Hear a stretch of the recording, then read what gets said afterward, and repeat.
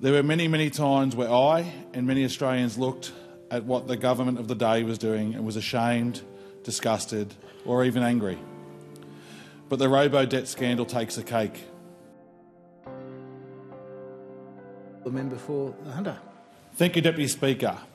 Under the previous government, there was a lot that you could point towards as an example of the worst of what government is capable of. There were many, many times where I and many Australians looked at what the government of the day was doing and was ashamed, disgusted, or even angry. But the Robodebt scandal takes the cake. Deputy Speaker, as a government is meant to be there for the people, but instead they implemented a scheme that caused harm to those in our community who are most vulnerable. It was a system that cared zero for humanity, a system that targeted people like the homelessness, the domestic violence victims. And what is even more unbelievable is that the government of the day knew that the harm that they were causing but continued the scheme anyway. The warnings were mounting, the criticisms were constant, but the government continued to illegally raise debts against some of society's most vulnerable. These are not my words, these are the words used in the 990-page report which came from the Royal Commission into the Robodebt scheme. This scheme was so disastrous that needed an independent Royal Commission to look into the scheme and who was responsible for it. And it's not like there were only one or two mistakes made in the end. The Royal Commission made 57 recommendations. The scheme had a short life, but the damage was significant. Robodebt was first introduced in 2015 as a budget measure, and in late 2019 it was found to be illegal by the Federal Court. But 4 years was enough time to destroy around 6,700 lives in the Hunter electorate and put some into such a position where they felt the only option was to end their life. Deputy Speaker, the fact that something like Robodebt happened in a country like Australia is just shameful. And the Minister for the Government Services outlined this perfectly in the House recently when he spoke about the full impact of this scheme.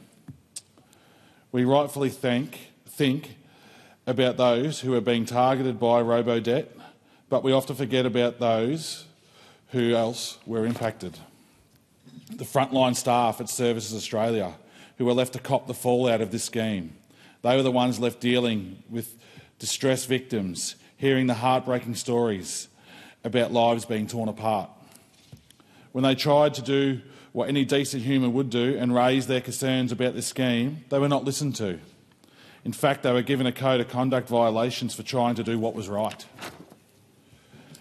The full extent of what this scheme did to far too many Australians is not something I want to discuss, but the man who knows full and well this extent, more than any other person, the former Prime Minister, a member for Cook, sat in his chamber recently with his typical smug grin on his face, laughing at the tragedy that he helped to inflict. When question about Robodebt was being asked during question time, Deputy Speaker, this scheme could never have been implemented, should never have been implemented, and went for far too long. But in some ways, we are lucky that this scheme lasted for only a short time. But this was only the case because brave victims stood up and called it out. Brave people shared what was happening to them or what they saw happening to their families or loved ones around them.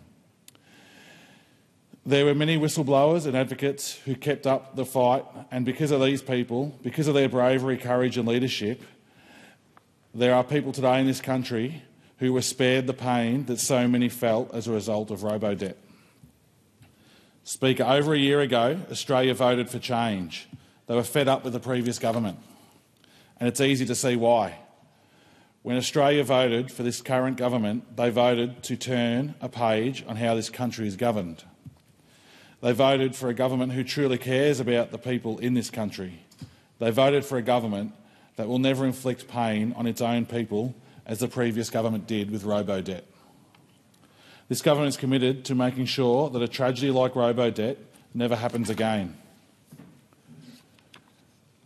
We will look at and consider every single one of the 57 recommendations from the report, and we will absolutely respond to these recommendations. That is what the victims and the Australian people voted for, and the change that they all deserve. Thank you, Deputy Speaker.